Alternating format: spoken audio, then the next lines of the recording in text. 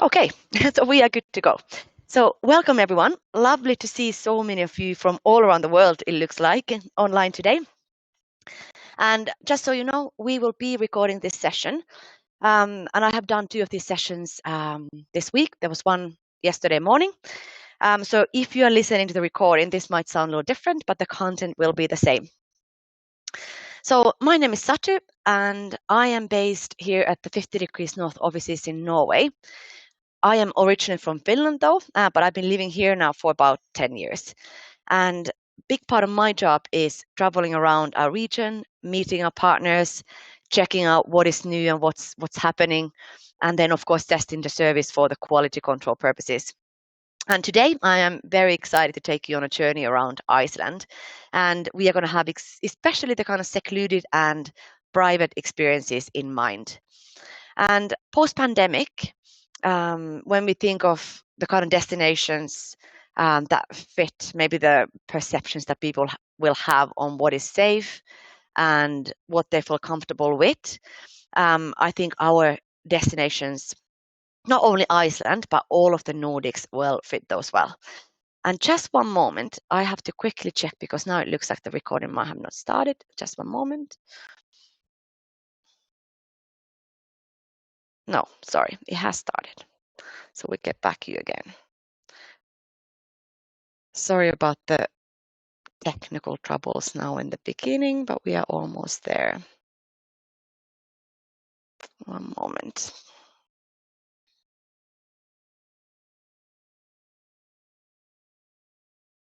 Okay, here we go again. So here we go. So today we are going to be talking about the secluded and private experiences. And when we think of this, it could be of a huge range.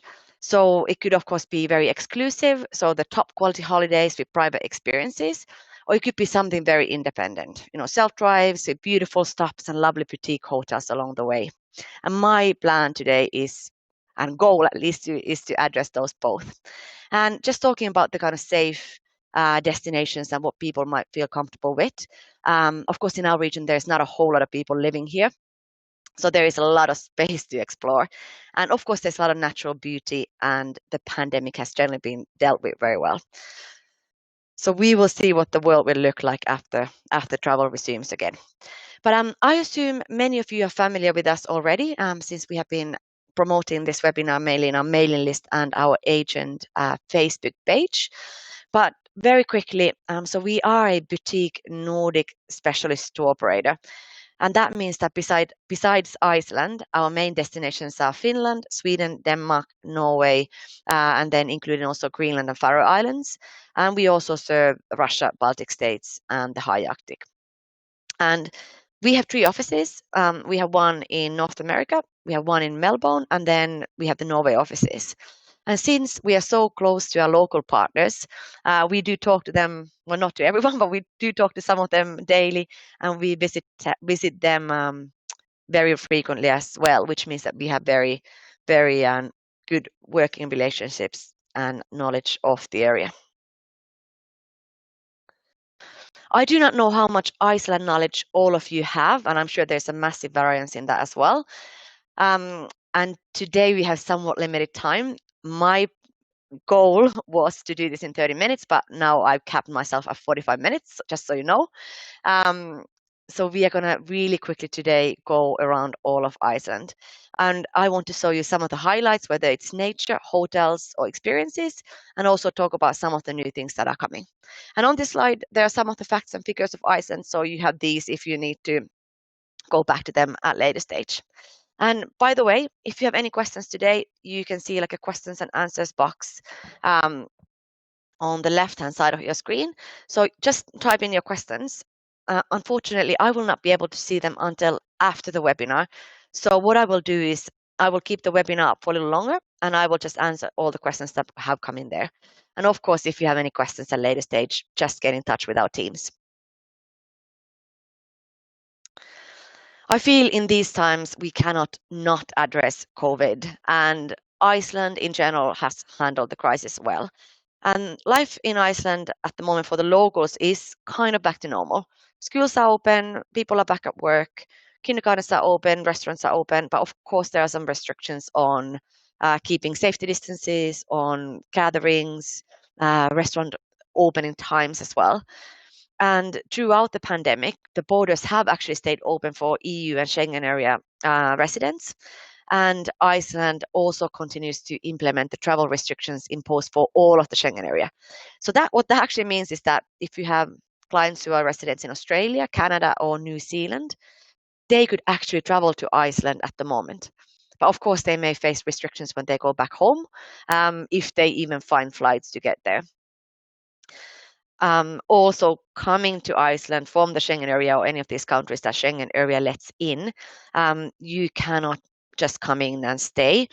At the airport, you can actually choose kind of two different queues, basically. One is to go on a 14-day quarantine, and the other one is to go through, at the moment, two screening tests. So you do the first test at the airport, then you have 5-day quarantine, and then you do the second test. This summer, Iceland had a little bit different type of policy, and at that point, you had only one screening test. So you had that one screening test at the airport, and then the results came usually very quickly, most of the time during the same day, and if not in the same day, then the next. So that meant that tourism was able to resume in some scale anyhow, but now, of course, the stricter restrictions are back in again in the fears of the second wave.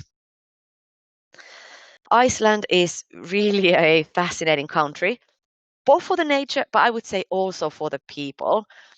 Here in the Nordic nations, we tend to think that we have a similar mentality from country to country. And me being from Finland and living in Norway, I definitely feel that, even though, of course, there are some differences as well. But I'd say the Icelanders are really on a league of their own. The mindset, I would say many of them have is very much a we can do it attitude. And they're very versatile as well. Like if you talk to someone from Iceland and you hear a little bit of their backstory, you might find someone who's an engineer, but they used to teach in a kindergarten, but they were a chef before that. So it's not the typical A4 life you find in many of the Western countries. And you may remember the football team's success a few years back against all the odds. They became the smallest nation by population to clinch a FIFA World Cup berths. And there was quite funny memes going around in Facebook, at least around the time how the team was selected. So if you take all the Icelanders, so that's about 330,000, and take away the women who cannot qualify for the men's team, that's 160,000 out. You take the under 18s out, that's another 40,000, and you take out everyone who works in tourism industry or earthquake surveillance or who are sheep herders or who are jail bankers, and what you are left with is the team. But the reason why I took this slide here is really because in these times of COVID, when the tourism industry is really hardly hit, I have no doubt that the Icelandic people will find imaginative solutions on how to survive, how to renew, and how to reinvent once travel picks up again. Before we actually start the tour, just last kind of slide on figures. And this is really to address the questions we often get on over-tourism. So Iceland has gone from about 500,000 tourists in 2010 to 2.2 million tourists in 2017. And that point, I do have to say that the services were definitely stretched and the prices were rising year by year massively. Since then, more capacity has been built both in hotels, in attractions, in parking, and really at the height of the tourism boom as well, tourism often concentrated in small areas. So what I really want to show you today as well is kind of the smaller places and off the beaten places and kind of give you an idea what you can find around the Iceland beyond the very popular spots. What happened after 2017 as well? In 2018, the numbers plateaued in about 2.2 again. And then actually in 2019, the tourism numbers dropped up by about 14%. And that was partly to do with the WOW Air bankruptcy.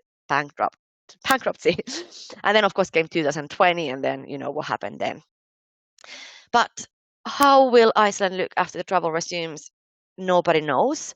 But just so you know, for next year and next summer especially, some of the smaller boutique properties are already seeing certain dates being fully booked. So if you have clients who are thinking of rebooking or maybe even booking new travels, it's just good to keep in mind.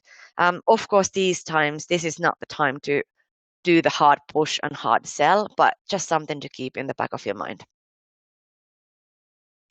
So I said, it's around the Iceland we go today. So if you have clients who have a bit of time, they often would like to see all of Iceland. And what you can then do is to go around the ring road number 1.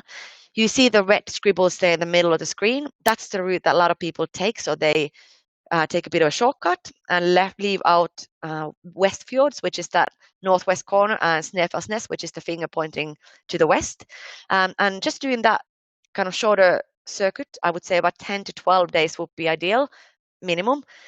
If your clients want to kind of stop, stay somewhere 2 nights, do some activities, and not just rush from place to place every day. And then if they wanted to do all of it, I would say then we would start talking about 12 days and more.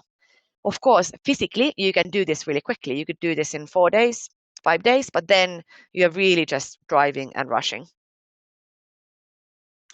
I think it's good to start the tour from the capital, Reykjavik.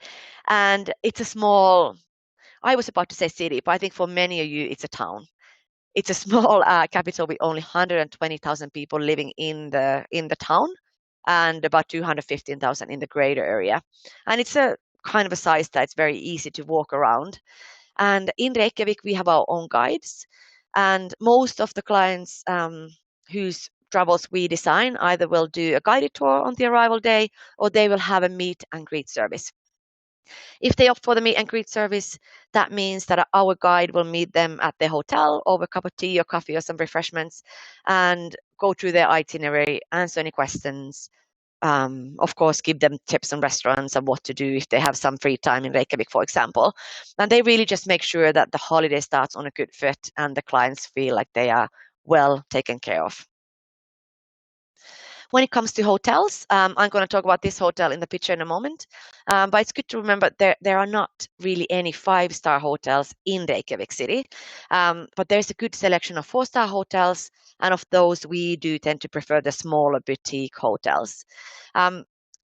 Set to open now in the spring of next year is the Marriott Edition and Apartments. And this is going to be the first kind of 5-star property in the town. And if the Marriott Edition chain is not familiar, it's a chain that could be characterized by kind of luxury with personal touch. So even though it's a chain, this could be a very interesting newcomer to the hotel scene in Reykjavik. And that hotel is going to be located right next to the Harp concert hall. And if you've never been in Reykjavik, it's basically a very central location right by the water. So very convenient. That said, for the last 2-3 years at the building site, there has been signs saying opening soon. So we will see if the hotel will open next spring. We hope so. But as said, Kvosin Hotel, this is one of the boutique hotels we use, and this is one of my personal favorites. It's very intimate, and they only have 25 rooms, and there's also a nice wine bar downstairs, so you necessarily don't have to go any further than downstairs. The staff here is exceptionally lovely and helpful, I think, and that just comes to the size. If you stay there for several days, you of course get to know them, and they are always willing to give their local tips on what to do. The rooms here are also a little bit bigger than standard hotel rooms. So it's really, in my mind, kind of a home away from home with daily cleaning, of course. For those clients looking at maybe one step up, something luxurious, but happy with apartment style stay, the tower suites are absolutely stunningly beautiful, and the views are, the views are okay, I'm running out of superlatives, but the views are absolutely amazing as well. And there are 8 suites which are located in the top floor of a central building in Reykjavik. And here you can book the whole floor, for example, or just one suite, or you could get one of the wings. So if you have a little bit larger group traveling as well, this is really convenient place and beautiful place to stay. For the food lovers, also Reykjavik is a good destination. If you have those who are ticking the Michelin star restaurants, you can find 5 of those in Reykjavik at the moment. There's 6 in all of Iceland, and the 6th one can be found at the retreat by Blue Lagoon. But it's not only about the restaurants. Our guides can also do guided food walks, and another nice way to get into the local culture is by doing a cooking course. And this is actually something that's really great for families as well. Um, Especially if you do like a private family lunch or dinner cooking and eating, of course, they will tailor make the menu so that there's some fun on it, fun items that the kids are really enjoying it as well. Coming next spring, at the moment set to be ready around March, April, fingers crossed. Sky Lagoon, very exciting. This will be opening just 5 kilometers from the city center, and it is one of the biggest investments in the Icelandic tourism industry in the recent years. I think the total costs are estimated somewhere in the ballpark of 26 million euros. That would be about 30 million USD or 40 plus Australian dollars. And if you're wondering about the safety and spas in these days, it's just good to know that all the spas have restricted capacity, so they cannot fill them fully. And of course, there's very high standard hygiene measures in place as well. I have a couple of more rendered images from the Sky Lagoon just because it's quite exciting.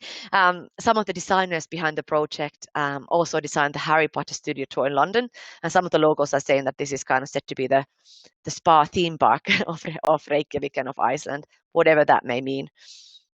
And as a Finnish person, I'm excited about the oceanfront sauna. Hopefully we get to travel soon and get to test this one once it opens. And of course, there's going to be infinity pool in these rendered images. It looks amazing. You can just about see the line between the sea and the pools. But if you have those clients who are looking for something very exclusive, something very private, helicopter flights is an amazing way to see Iceland above. And you can do anything from about 45-minute tours where you spend about 20 minutes in the air. So of course you get a bird's eye view of Reykjavik, and then you do one landing at the nearby summit. So you have a nice views from there as well. Or you can do something a bit longer. I personally like the little longer flights where you have maybe 2 landings. So you land on a glacier and on a volcano, for example. And just a fun fact, in Iceland, you can actually sign up on these volcano watch lists. So if there's an eruption, you are one of the first to know, and then you can book your place on a helicopter flight to go see the eruption from above. But coming to Reykjavik, just in general, it is a very convenient spot and base if you have clients who don't have a whole lot of time. So you could easily spend even several days here and just do day trips. But if you have more, if your clients have more time, we of course love to take them to the countryside. And even with, let's say, 4 nights, 5 nights, I think the ideal is to do maybe a couple of nights in Reykjavik, a couple of nights somewhere in the countryside, and then maybe the last night by the Blue Lagoon. So how to get around in Iceland? So first of all, there are no trains. So trains out. There is a bus network, but we do not really book those for our clients. The buses connect some of the towns, but it's really a little bit hard to rely on them because they run infrequently. So it's hard to design tours around the bus schedules. But there are 30 regional airports. So even if you have clients who don't have that much time, you could easily fly from one side of the country to the other very quickly and then base yourself maybe in 2 destinations that way. Also, when it comes to driving, if you have clients who do not want to drive but would love to experience Iceland that way, we can also, of course, book driver guides from one day to several days. But driving itself, it is very kind of easy and safe way to travel in Iceland. And of course, it really allows you to tailor the holiday according to your own wishes and stop when you want to. And parking spaces are generally free outside the main towns like Reykjavik and Akureyri. And really the major hazards that you can find, I'd say, would be other tourists. There are cases where tourists have, stopped in the middle of the road to take pictures of something amazing. So that's to avoid. Sheep crossing the road. of course combined with speed. And then doors caught in wind. If you have not been to Iceland, it's a bit bizarre because it's really hard to gauge how much wind there is, since there is not really any trees. Of course, if you're by the sea, you can see how stormy that is. But if you feel it's a bit windy and you're driving and you stop and you get out of the car, the safe way to do is to hold on to the door with two hands so the door doesn't slam. Of course, losing traction on those sort of gravel roads is also a hazard. And then, winter driving, so snowstorms and slipping on ice. And hence, we do not really book self-drive tours in the winter at all. If you have clients who come from somewhere where they drive on snow all year round, fine, then we can discuss. But otherwise, for safety reasons, we feel it's not the responsible thing to do. In Iceland, you can drive to many places, but with the passenger vehicles, you cannot drive to the highlands, and that's subject to fines. So you need a 4x4 cheap type of vehicle to get to these roads. They are well marked, and of course, we can arrange those type of vehicles as well if clients want to get everywhere. Quick word on Icelandic farm stays. Just want to point out that in Iceland, we have quite a range of accommodation. So we have everything from kind of farm stays that are super fun for both families and couples to kind of the very high-end properties. There's very little of the traditional luxury here, but there's a couple of properties I will show you in a moment. So let's leave Reykjavik behind and get exploring. South Iceland is probably the number one spot, and this is the region that a lot of people have visited. A lot of people have been to Reykjavik and to South Iceland, and this is also the region that kind of traditionally has attracted the masses. So the region is really known for the Golden Circle. You can see in the map, you can see the Gullfoss Falls, kind of the road going inland and back towards the coast again. So that's where the Golden Circle is. It's also known for Reykjanes Peninsula. So that's the bottom left red arrow pointing. So you have the Keflavik airport there, but you have Blue Lagoon. And of course, then you have all the waterfalls, you have black sand beaches, you have the Jokosarlon Glacier Lagoon. I'll show that in a little bit later. So while this region it is beautiful, I do encourage also to think of other options and think of a little bit of the beaten path options that I will show you today as well. I think we cannot not say anything about Blue Lagoon either. We often get the question, is Blue Lagoon too touristic? And the answer is, it is very touristic.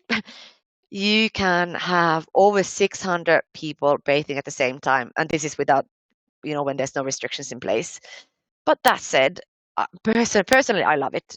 Every time I go to Iceland, I do want to fit a visit into Blue Lagoon just because it is so unique. You don't really find these sort of blue pools of this size anywhere else in Iceland.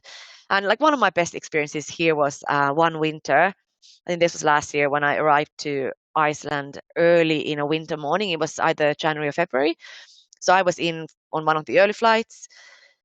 I was into Blue Lagoon just when it opened, and the weather was absolutely horrible. So it was kind of a horizontal wind with sleet, and when you go into the pools and kind of leave the main building behind, you can kind of explore different areas. And I went around the corner. It's pitch black because the sun hasn't come up and doesn't really come up much in the winter.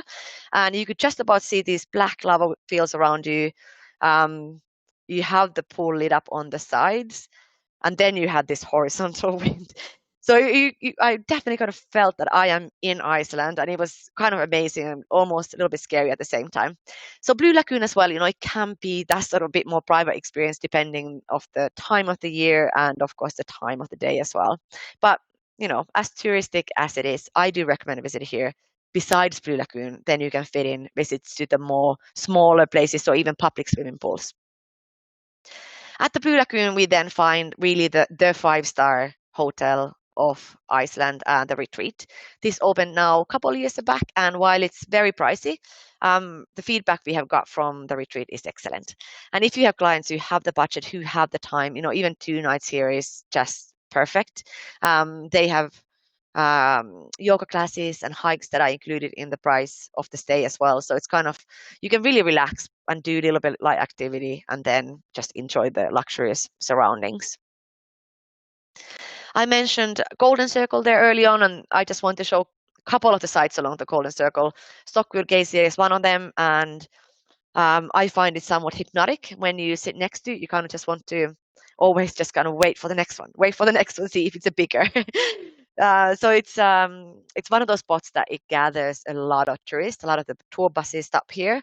But of course, if you're driving yourself or coming with private driver guide, we can time it so that you're not here when everyone else is. Or even if you go on like a small group tour, we can pick one that's not there at the main busy time. You also have the Thingvellir National Park where you can go snorkeling or even diving if you have the diving permits. And then in the Golden Circle, there are a couple of really good accommodation options. Hotel Krimsporkir, I think it was last year they got their 5-star certification, but I would not say it's of the same level at all than the retreat. So I would say it's somewhere four plus kind of. But it is a high quality hotel with good food, and they have a lot of different types of accommodation options. So you could even have kind of accommodation where you have 4 separate bedrooms and then kind of a common area, like you see in the middle picture there on the right. So also great options for larger families or groups of friends. Another hotel that I really like and opened just last year is the new Hotel Geysir. So this is located just on the other side of the road from the Geysir. So if you get a little bit hypnotized like I did, from here you could go back as much as you like. And this property has 77 rooms, and kind of style-wise, it's very different from Krimsporkir. The Geysir is definitely much more Nordic clean lines, Nordic design as well. When we move along the south coast, you can see the map on the top left corner. There's a Seljalandsfoss. So there are a few of these waterfalls that are very popular and visited along the coast, and they're kind of right by the main road, so they are easy to access. Here's just one of them. But what else you can do is you can also go on a hike to the hot springs. I did this with my family, and we have 2 small kids who were then maybe 6 and 8. So it took us about maybe hour and a half. But of course, if you're just a couple of adults, you go much quicker. And so this is basically just a natural river that's warm. Last year, they though had to close it for a little while because it was just too crowded and the river was no longer kind of cleaning itself naturally. So of course, the pandemic maybe has given the river the break that it needed. So something hopefully good has come out of this as well. Along the south coast, again, one of the properties that I really love, Scalacot Manor. And the reason that I really like this one is that this farm has been in the same family now for 7 generations. So they have amazing history behind them. And what they have been doing and what they're still doing is horse breeding. But they also have this beautiful boutique hotel with 14 rooms where again, you really get the local experience.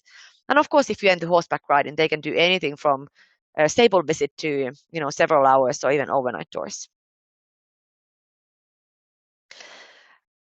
Even though I said South Iceland is very popular, there are also places that are not so well visited. And the Vestmannaeyjar or Westman Islands is one of them. And it's a small kind of group of islands with one main island where you have all the people living just off the south coast. And you could get here either by there's a couple of ferries from the south coast, or you can even fly from Reykjavik.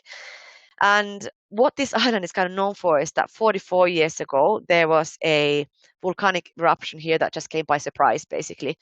There was an unknown fissure in the earth, and they managed to evacuate the population, which was then about 5,000 in about I think just over in a day. And then like an amazing effort was done to slow and control the lava by pumping seawater. And pretty much within a year after the end of the eruption, so actually the eruption lasted for about 6 months and just covering all of the island in ash, most of the residents returned, and today there is about 4,500 people living here. You can play golf in here, but there's also a lovely museum which is recently renovated, so it tells the story of the volcanic eruption really nicely. And it's something very special. Here you don't have a whole lot of accommodation options. There's quite a nice hotel, and they do have an excellent restaurant, and the chefs there have written cookbooks, and they're quite well known in Iceland. So if you want something a little different, again, this is something to consider. Moving on further east, Mangma Hotel is one of the new arrivals as well, and they only have 12 rooms. Before the pandemic, they were really hard to book. So you kind of have to book a year in advance, except if you were really lucky. But we'll see what what it's like now from next summer onwards. But they have really nice Nordic style rooms again with private patio in a really private setting. So what you can do in this area is, for example, ice cave tours. You can go glacier walking, and then there's the Jokusaarelon Glacier Lagoon. I quickly mentioned this earlier. So if you have clients talking about the glaciers floating in the water, this is what they're talking about, and you cannot really find anything like this elsewhere in Iceland. You can do a day trip to here from Reykjavik, but it's going to be a very, very long day. So if people are kind of interested and this is one of the main highlights they want to see, then I would say, have some extra time, spend night or two here. And here you can do zodiac tours, so you can do the little bit bigger boats as well. A very special place. Kayaking tours here actually are also possible. But moving on to East Iceland, this region, I would say, is characterized by small villages, dramatic coastline. You can see in the map that there's very narrow fjords that kind of break the coastline. And of course, there's a whole lot of waterfalls and mountains, like kind of everywhere in Iceland. The nature in this region is always really close, and the scenery is amazing. As you can see, there's mainly just really small villages, and there are no big major hotels in here. So the stays in this region are really kind of local experiences, I would say. I'm just going to point out one little thing, well, not so little, but one thing in this region quickly. And this is the Vökpats that opened just recently as well. These are located in Egilsstadir. You can just about see in the map. And here they have the whole compound is built on an edge of a lake, and then you have these two pools that are floating on the lake, and there's also a floating bridge to get to the pools. So here you can either jump into the cool lake and then get back to the hot warm waters.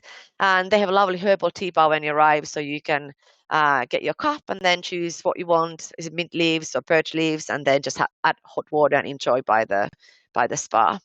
And this is a place that's also enjoyed by the locals. So it's not a massive, but again, it's a nice kind of addition to nice stops along the way of traveling around Iceland. The northern region, characterized by midnight sun, northern lights. I will get back to northern lights more in a moment. And then I'd say the main destinations that people here talk about is Akureyri, which is kind of the capital of northern Iceland. And you see the airport sign at the top. That's Akureyri. Bottom left, that's Keflavik. There's several daily flights between these towns. If you look at where the airport sign for Akureyri is and just go a little bit to the east, there's a big lake, and that's the Lake Mývatn. So this kind of Akureyri Mývatn connection is where people mainly kind of populate in this area. But again, there are a lot of other things to explore here. I think quite exciting is the Diamond Circle, which is now open, so to speak. So this is North Iceland's answer to South Iceland's Golden Circle. So they gone a little better with the diamonds. And what I mean by open is that they have now paved and built the roads so that you can actually drive around this all year round. And what you have here is, you can see on the bottom left, you have the Kudafoss waterfalls. And then going up, you have Húsavík, which is perfect for whale watching. I'll come back to that in a moment again. Then you have the Asperger Canyon at the top right. Then you have the Dettifoss waterfalls. These are actually Europe's most powerful waterfalls and absolutely stunning. And then at the bottom center, you have the Lake Mývatn with all the geothermal activity. And here you can find really nice hot baths. Again, I don't actually have a picture of them in this presentation. And something else that's quite new is the Arctic Coastway. So this was launched just last year, and if you sell also Ireland, you might know the Wild Atlantic Way. So we don't sell Ireland, but this is something, the concept is similar. So they have kind of mapped and got all the local players to work together to create a scenic route where you have a lot of different interest points, both when it comes to accommodation and activities along the way. So this is 900 kilometers altogether, and you can see a little bit in the map the different colors. So the pink areas you cannot really drive in the winter. In the summer you can do all of it. Yeah, so this is something we can kind of include in your clients' journeys as well. I mentioned Husavik there early on, and even though you can do whale safaris in several spots in Iceland, Reykjavik included, in Husavik, the whales are not very far. You're so far up already that you don't have to go far out with the boats. And here you have a nice selection of vessels. You can do like electric, very silent cruises. So you can do these sort of sailing boats as well. And what you can do afterwards is, again, there is beautiful, fairly new spa, the GeoSea. And for me, like a little bit told about the my Blue Lagoon experience, I do love the hot spas, especially in the winter. You have this massive contrast between the cold temperatures and snow and then the beautiful hot waters. But GeoSea, again, it's not a massive place, but it's something that the locals love too, and it's definitely worth a visit. Hotels in this area, I'm just going to show you two. By the Lake Myrvatn, we have Hotel Laxa, which is one of the boutique properties here. They have different standards of rooms depending on the views you have. So either you have kind of the lake views or you have the more lava or field views, so to speak. And then for those guests who are looking for so I would not say this is a 5-star property, but for those looking for the 5-star experience, we have the Depla Farm. And Depla Farm is a place where clients are taken care from the moment they arrive until they leave. So here what we include is everything basically. You have meals included, you have even like a house alcohol included. You have also all the activities done from the um, lodge basically. And in this area, what's nice as well is the harbor villages, where you can also have harbor dining, for example. But then moving on to the western region. So I mentioned earlier that Westfjord, so the region pointing to the northwest corner, is not very much visited, and it is very much off the beaten path. And here, a bit like in the east, you can really find the authentic experiences. There is somewhat limited accommodation options, especially for those who want the kind of I'd say the traditional high-end living. But what you find is the amazing experiences with, good quality stays. And what you can do here is very much soft adventure, both on land or out in the sea or just seeing the views. And you also find all kinds of local hot tubs and spas here. And personally, for me, when I travel in Iceland, especially if I have my family with me, what we always try to do is to visit a local pool every day. So always a different one. And I think that's a really nice way to see the Icelandic culture. You can also visit the bird cliffs here. So if you have any bird enthusiasts, you can find nice spots with puffins as well. So coming a little bit further south, now we are on the Snæfellsnes Peninsula. So that's the finger pointing directly to the west, as you see in the map. And I have to say, this is one of my favorite regions, especially kind of combining with Reykjavik. This region is said to be Iceland in miniature. And that's just because you kind of find all the characteristics that you find all around Iceland in very small space. It's not far from Reykjavik. It's only about 2 hours drive depending on where you're coming from. So you could easily have, your 2 nights in Reykjavik and then have a couple of nights here. Here, I just want to point out one activity you cannot really do anywhere else. The Viking sushi cruise.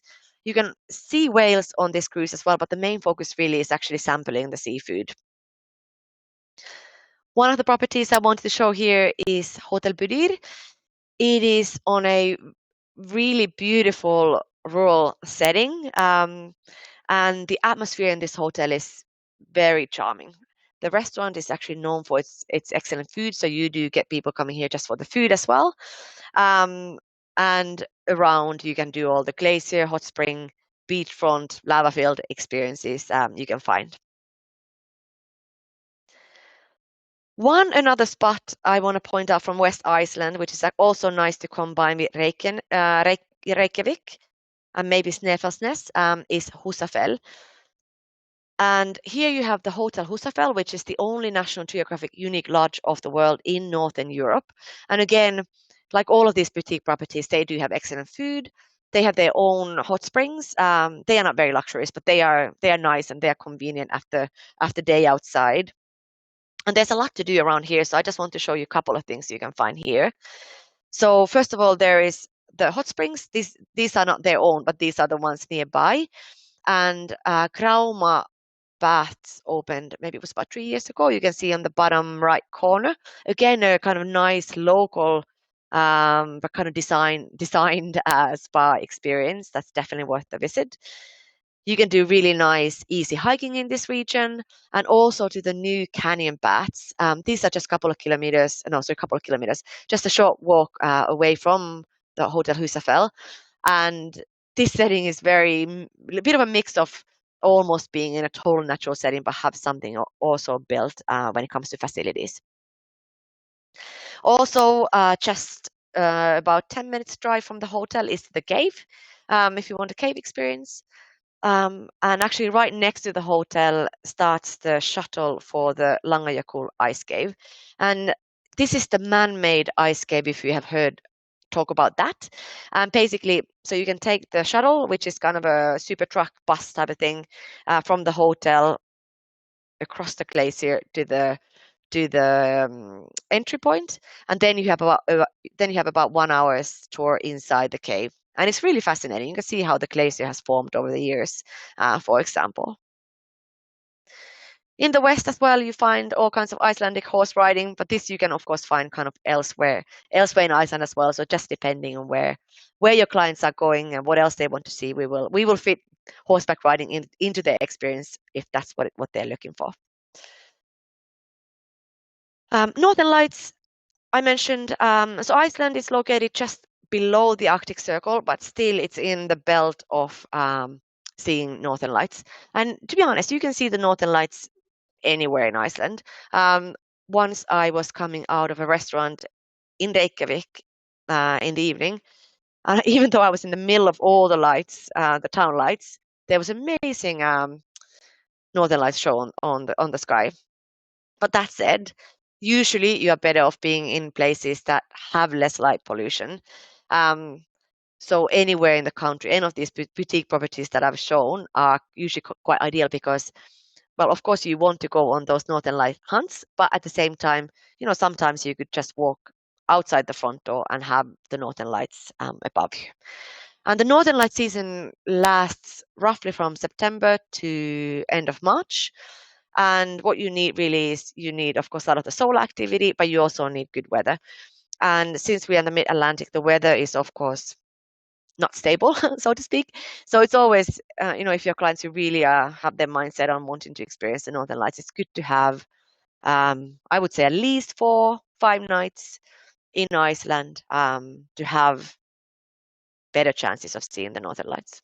Here, the last picture of Northern Lights is above the Blue Lagoon. So really, I'm about to just sum up. So as said, Iceland really lends itself well to these sort of private and secluded experiences, whether you go the very kind of exclusive route with the higher price tag, or you have something maybe a bit more independent with some guided elements in there. And when planning these sort of experiences, and especially if you think about a little bit more the secluded private in mind, it's good to think about the season. While we do not know what the future looks like, I assume the main high seasons will stay from about mid-June to end of August for the summer season, and then in the winter somewhere about mid-January, mid-March roughly. Of course, it's good to also consider location. we can easily get your clients outside of the crowded areas, and still you can still see the highlights. So if you, let's say we did a tour with Reykjavik and Snæfellsnes, which was one of my favorite regions, you could still do the Golden Circle and South Coast tours while you are in Reykjavik. So you can kind of tick those boxes of must-sees and then give your clients something a little bit more exclusive as well. And then, of course, hotel choice, staying in smaller places. There's a lot of options for lovely boutique hotels or even those kind of farms that I talked about in the beginning. And I know in these days, us working in tourism industry might feel at times a little frustrated. So go have a look at Looks Like You Need Iceland. Maybe you've heard about this before, but here you can really let it out. You can record your screaming, whatever way it comes out, and then it's going to be let out in one of these boxes somewhere around Iceland. And you can actually have a look on the website as well. They have kind of videos where they have these boxes in different spots, and you can kind of see and hear people screaming coming out of the boxes. So it's something quite fun, and I think something quite nice in these strange times we are living at the moment. But hey, thank you very much in joining me today. I said this presentation has been recorded, and we will send the recording out to you this week.